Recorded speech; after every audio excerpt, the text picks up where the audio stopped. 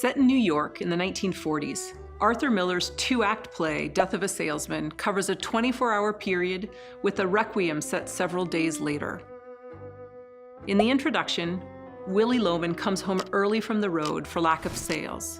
He nearly crashed the car several times. Mental confusion is a new norm for Willie.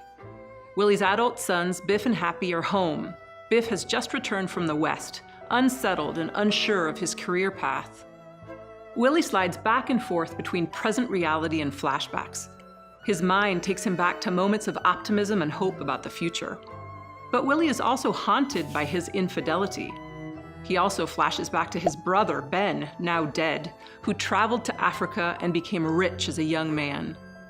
Ben's success is a nagging reminder of Willie's own failures. As part of the rising action, Linda explains Willie's deterioration to her sons, including the fact that he lost his salary and is secretly borrowing money from Charlie. Linda also tells them he tried to kill himself in the car, and she shows them a rubber tube she found in the basement, which suggests Willie might asphyxiate himself. She pleads with her sons to reestablish their relationships with their father. A family talk about Biff's future becomes a pie-in-the-sky plan to seek out an old employer for financial backing to start a sporting goods store with Happy. At the end of Act 1, Willie decides to ask his boss for a salaried position in New York. The next day, both Willie's and Biff's meetings go poorly. Bill Oliver refuses to see Biff, and Willie's boss fires him for lack of sales. When Happy, Biff, and Willie meet that night to celebrate, nobody feels successful. Biff and Willie argue, and the sons leave Willie in the restaurant, overwhelmed by memories of Biff's discovery of his affair. The play's climax makes clear that Biff's disillusionment stems from the shock of his father's lies and infidelity. Back at home, Willie's confusion continues as he plants seeds in the backyard. In the falling action, Willie has a delusional conversation with his dead brother, who reminds him about his $20,000 life insurance policy. Willie and Biff have a final confrontation, and Biff, in tears, says he's leaving the family for good. Moved by his son's emotion, and in the thick of his hallucinatory conversation with Ben, Willie decides to carry out his plan. After everyone else has gone to bed, Willie leaves the house and speeds away in the car. Act 2 ends with the family gathered around a grave. In the Requiem, the Loman family and Charlie reflect on Willie's life. Biff recognizes that his father had the wrong dreams. Happy remains unchanged and committed to Willie's dream to be #1 man. In the resolution, a grieving Linda wonders why Willie did it. She tells him she paid off the house, and they're free and clear of debt. Let's talk about the characters of Arthur Miller's Death of a Salesman. Willie Loman.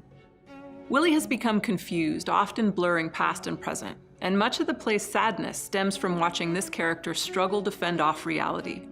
He's lost his salary, been demoted to straight commission, and is no longer making any sales. He borrows money from his neighbor, and pending bills emphasize his failures as well as his deep disillusionment with the trajectory of his life. Willie's the father of 2 adult sons, Biff and Happy. Willie's own father abandoned him when he was still young, and his older brother Ben led a life of adventure in Alaska and Africa. During a trip to find his father, Willie met Dave Singleman, a successful traveling salesman, and he determined to become one himself. He hoped to gain financial success and a reputation. Frequently away from home, Willie had an affair with another woman. When his son Biff discovered his infidelity, their relationship changed forever. Willie's delusion builds as the play progresses, and he eventually commits suicide to provide his family with the payout from his life insurance policy. Linda Loman. Linda's primary role is to support and defend her husband no matter what. She's aware of many of Willie's secrets, and she works diligently to maintain the illusion of his success.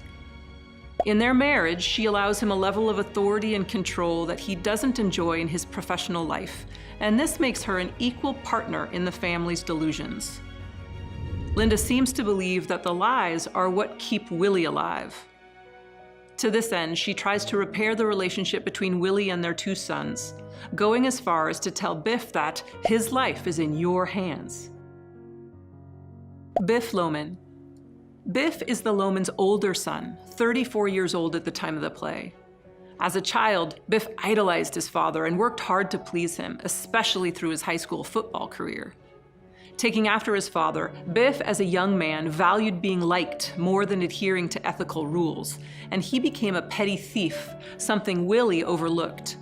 But the discovery of his father's infidelity caused a lifelong rift, and Biff struggles against the image of his father as a phony and a fake. Biff is also like his father in his love of the outdoors. He's not yet settled in life because business leaves him unfulfilled. Biff's desire to change, to come clean and face the realities of the past, and also to follow a different path to happiness, causes conflict with everyone else in his family, but especially with his father. And this father-son dynamic is arguably the emotional crux of the play. Happy Loman. Happy, the Lomans' younger son, is a 32-year-old womanizing deceiver who shares many of his father's worst characteristics. Happy seldom presents the truth about himself, and he's driven by a desire to be superior, which means sexual conquests and infidelities that humiliate executives. Happy shows none of Biff's desire for change. Even after Willie's suicide, Happy remains committed to his father's shallow dream to come out #1 man.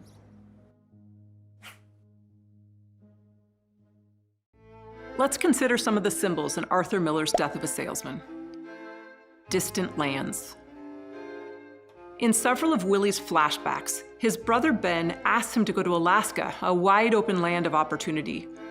In the end, Ben ends up in Africa, another wild and lush location, rich by the age of 21 in Africa's diamond mines. Uncle Ben and far-off geographical locations represent the material success that Willie has aspired to but not achieved. They also symbolize freedom and possibility, in contrast to the confinement and death of New York City. Biff has his own symbolic pull toward the West and his dream of a cattle ranch.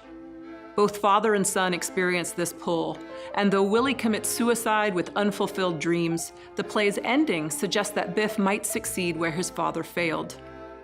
Stockings. Miller's choice of stockings is significant.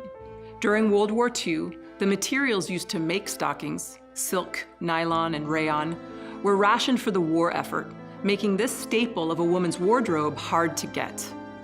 This context clarifies that the gift Willie gives his lover is rare and valuable, something he can't also give to his wife. Both the silk stockings and the woman's laughter symbolize Willie Loman's betrayal and deception. They also represent the play's central rift between Willie and Biff. Seeds. The seeds symbolize Willie Loman's longing for nature, something he cannot get in his urban environment. His desire to plant seeds reveals a healthy need to nurture growth. But near the end of the play, when a delusional Willie is planting seeds in the backyard, they represent a desperate, hallucinatory effort to become successful and fruitful. Overall, Willie's character doesn't match the symbol. He fails at raising his sons, just as he has routinely failed to grow a garden without sunlight. Flute. The play begins and ends with the melody of a flute, and music is used frequently in stage directions. The sound of the flute signals to the audience that on stage the past is about to overtake the present. In the narrative of the play, Willie's father was a flute maker and salesman. Though he dragged his family across the country and abandoned them when Willie was a small boy, Willie remembers his father as a model. He tells Ben, "That's just the way I'm bringing up my boys. Rugged, well-liked." In this way, the instrument represents a profoundly sad symbol of Willie's nostalgia, mixing his sense of abandonment with fatherhood and a longing for family connection. Let's take a look at some of the themes of Arthur Miller's Death of a Salesman. The American Dream and Disillusionment. A key component to the American dream is the idea that financial prosperity is available to anyone who works hard enough for it.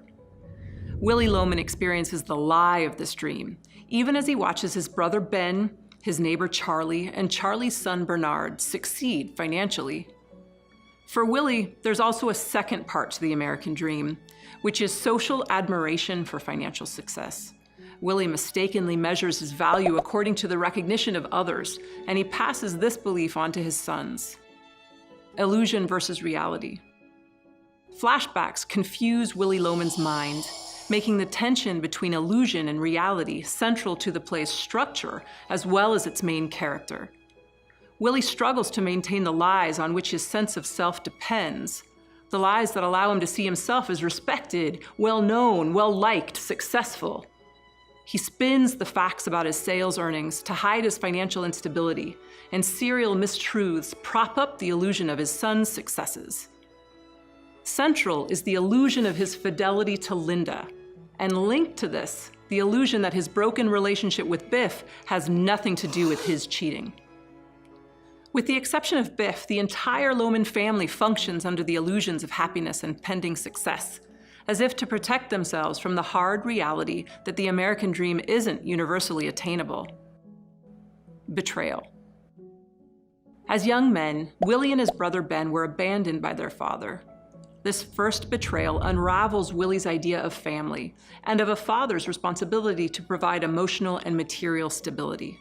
Ben later abandoned Willie when he moved to Africa, and Willie also feels left out of Ben's success and wealth.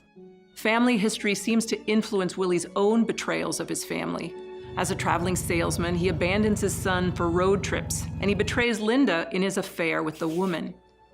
In the end, suicide is Willie's final abandonment, but it's also ironically the only financial support he could offer. Nature versus man-made environment. In addition to Willie Loman's drive to be a successful, well-liked salesman, we also glimpse his longing for nature and a country life. Traveling allows Willie to feel a sense of freedom and participation in the natural world, even just driving through it. When feeling at his worst, Willie wishes for fresh air, a garden, and the outdoor life. Part of the play's profound sadness is Willie's belief that real success comes from working in a man-made environment, and this keeps him chained to his life in New York City and his dead-end job. Biff inherits Willie's same love of nature as well as his inner conflict. He loves working on a farm in the West, but he's been so indoctrinated by his father's ideas that he doesn't allow himself to embrace what he most enjoys. Biff's change provides hope to the ending of this otherwise deeply sad play.